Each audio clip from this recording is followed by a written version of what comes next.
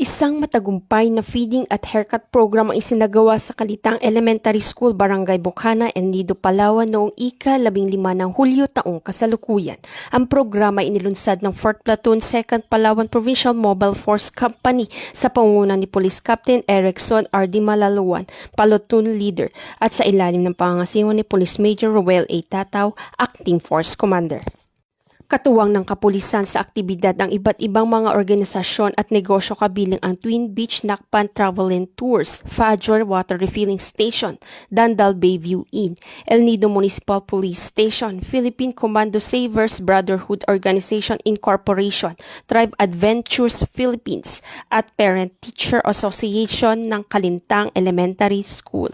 Mahigit 360 students ang nakinabang sa libreng serbisyo tulad ng feeding program, libreng gupit at pamamahagi ng mga school supplies bukod sa masarap na pagkain at malinis na gupit. Naghatid din ng programa ng saya at inspirasyon sa mga kabataan na nakatanggap ng tulong para sa kanilang pag-aaral. Ipinahayag naman ng 4th Platoon 2nd Palawan Provincial Mobile Force Company ang kanilang taus-pusong pasasalamat sa lahat ng katuwang na tumulong upang maging matagumpay ang aktibidad.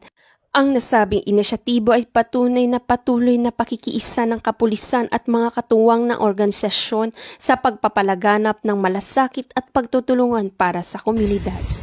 Mula dito sa Calapan City, Oriental, Mindoro, ako ang iyong PNN Correspondent Patrolwoman Eloisa Joy V. Beredo, alagad ng batas, tagataguyod ng Balitang Pulis.